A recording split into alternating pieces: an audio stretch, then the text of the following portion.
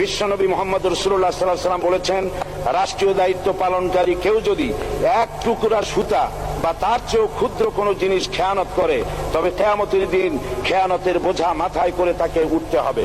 মাননীয় স্পিকার, আল্লাহ রসুল যে সরকার ব্যবস্থা প্রতিষ্ঠা করেছিলেন তা সত্যিকার অর্থে ছিল জনকল্যাণমূলক সরকার। নবী করিম সাল্লাল্লাহু আলাইহি ওয়াসাল্লাম সরকারি কর্মকর্তাদের বিরুদ্ধে কোনো অভিযোগ পেলে তখনই ব্যবস্থা গ্রহণ করতেন।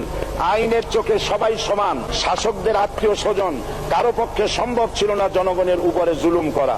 খলিফা ওমর রাদিয়াল্লাহু তাআলা আনহুর এক ছেলে অপরাধী প্রমাণিত হলে সে দণ্ডভোগ থেকে রেহাই পায়নি, এমনকি এতে তার মৃত্যুদণ্ড হয়েছিল। আবার খলিফা নিজেকে আইনের ঊর্ধ্বে মনে করতেন না, তাই বর্ম চুরির ঘটনা আলী রাদিয়াল্লাহু তাআলা আনহু কাজীর দরবারে সাধারণ ফরিয়াদির মতো উপস্থিত হন। নিজের ছেলে ও চাকরের সাক্ষী যথেষ্ট না হয় কাজী খলিফার বিপক্ষে রায় দেন। এখানে বিচার বিভাগ ছিল সম্পূর্ণ স্বাধীন এবং শাসন বিভাগের নিকট তার কোনো দায়বদ্ধতা ছিল না। মাথায় আটার বোঝা বহন করে নিয়ে চললেন আর বলে গেলেন, মানুষ কেন, ফোরাতের কূলে যদি একটি কুকুরও না খেয়ে মারা যায়, তবে এই ওমর রাদিয়াল্লাহু তাআলা আনহুকে কিয়ামতের দিন আল্লাহর দরবারে জবাবদিহি করতে হবে। আর আজ সেই জাতির দায়িত্বশীল যা জনগণকে অভুক্ত রেখে তাদের মুখের গ্রাসে ভাগ বসায়। জনগণ তাদের নিকট উপস্থিত হলে মনে হয় যেন গোলাম প্রভুর দরবারে উপস্থিত হয়েছে, আর অহেতুক উৎকোচ দাবি করে তাদের উপর জুলুম